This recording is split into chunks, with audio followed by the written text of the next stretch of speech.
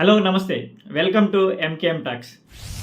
ఆంధ్రప్రదేశ్ రాష్ట్ర మాజీ ముఖ్యమంత్రి వైఎస్ఆర్సీపీ పార్టీ అధినేత వైఎస్ జగన్మోహన్ రెడ్డి గారు నిన్న తాడేపల్లి కేంద్ర కార్యాలయంలో ఒక ఇంపార్టెంట్ మీటింగ్ ఒకటి రాష్ట్రానికి సంబంధించిన 175 నియోజకవర్గాల వైఎస్ఆర్సీపీ పార్టీ ఇన్ఛార్జీలతో అలాగే గెలిచిన ఎమ్మెల్సీలతో ఒక కీలక సమావేశం ఒకటి ఏర్పాటు చేయడం జరిగింది. అయితే ఈ సమావేశం ముఖ్య ఉద్దేశం ఏంటంటే రేపు వర్షాకాల అసెంబ్లీ సమావేశాలు జరగనున్నాయి.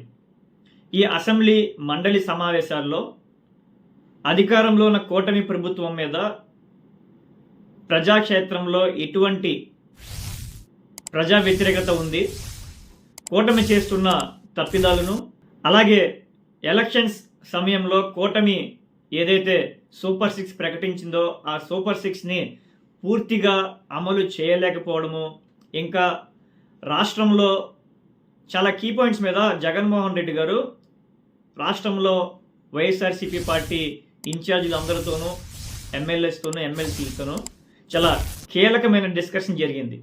కీ పాయింట్స్ ఏంటంటే చెప్తాను చూడండి. ముఖ్యమైన పాయింట్స్ వచ్చేసరికి డిఎస్సి 2025లో లీకేజీలు, అనేక అక్రమాలు, అంటే డిఎస్సి మీద ఏదైతే అక్రమాలు జరిగాయో, పేపర్ లీకేజ్ ఏదైతే విమర్శలు నారా లోకేష్ గారు ఎదుర్కొంటున్నారో దాని మీద గత 3 నెలల నుండి వైఎస్ఆర్సీపీ పార్టీ పోరాటం చేస్తుంది. ఇంకా గట్టిగా అసెంబ్లీలో మనకు ఎలాగో మైక్ ఇవ్వరు కాబట్టి మండలిలో మనం దీనికి గట్టిగా ఫైట్ చేయాలి. అలాగే డిఎస్సి మీద సిబిఐ ఎంక్వైరీ వేపించాలి, నారా లోకేష్ గారు రాజీనామా చేయాలి అని చెప్పి గట్టిగా మనం డిఎస్సి మీద పోరాటం చేయాలి. అలాగే కూటమి ప్రభుత్వం ఏదైతే హామీ ఇచ్చారో ఫీజు రియంబర్స్మెంట్, వసతి దీవెన, నిరుద్యోగులకి 3,000 రూపాయలు ఇస్తా ఉన్నారు, అది కూటమి ప్రభుత్వానికి గుర్తు చేసేలాగా, చెప్పినవన్నీ అమలు చేసేలాగా మండలిలో నిలదీయాలి అని చెప్పి, అలాగే కూటమి ప్రభుత్వం అధికారంలోకి వచ్చినప్పటి నుండి దాదాపు 2.5 సంవత్సరాలు కంప్లీట్ అయింది. ఈ 2.5 సంవత్సరాల్లో రాష్ట్రంలో ఏ ఒక్క పంటకు గిట్టుబాటు ధర లేదు, ఉచిత పంటలకు బీమా లేదు, ఇన్పుట్ సబ్సిడీ లేదు, తీవ్ర సంక్షోభంలో రాష్ట్రంలో వ్యవసాయ రంగం ఉంది అని చెప్పి జగన్మోహన్ రెడ్డి గారు రైతుల మీద నుంచి కూడా వ్యవసాయం చేస్తున్నారు, ఫార్మర్స్ మీద, aqua farmers, tobacco farmers, banana farmers, ఈ వ్యవసాయ రంగం మీద చాలా నష్టపోతున్నారు. దీని మీద కూడా మనం మండలిలో కూటమి ప్రభుత్వాన్ని నిలదీయాలి అని చెప్పి జగన్మోహన్ రెడ్డి గారు దిశానిర్దేశం చేశారు. జగన్మోహన్ రెడ్డి గారు అధికారంలో ఉన్నప్పుడు మహిళల భద్రత కోసం, మహిళలకి సెక్యూరిటీ కోసం దిశ చట్టాన్ని తీసుకొచ్చారు. అయితే ఆ దిశ చట్టం వచ్చిన తర్వాత మహిళలకి ఎంత ప్రాధాన్యత వచ్చింది, ఎంత సెక్యూరిటీ పెరిగింది, షీ టీమ్స్, అలాగే ఒక యాప్ కూడా జగన్మోహన్ రెడ్డి గారు తీసుకురావడం జరిగింది.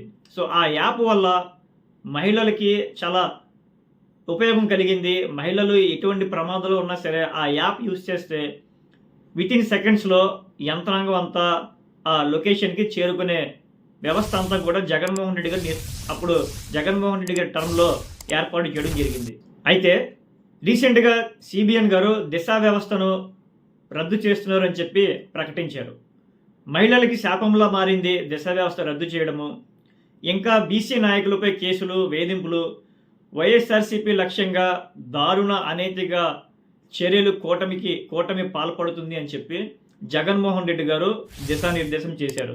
అయితే ఈ అన్ని కీ పాయింట్స్ మీద జగన్మోహన్ రెడ్డి గారు రేపు రాబోయే వర్షాకాల అసెంబ్లీ మండలి సమావేశంలో వైఎస్ఆర్సీపీకి సంబంధించిన ఎమ్మెల్సీలందరూ కూడా మండలిలో గట్టిగా గళమెత్తాలి.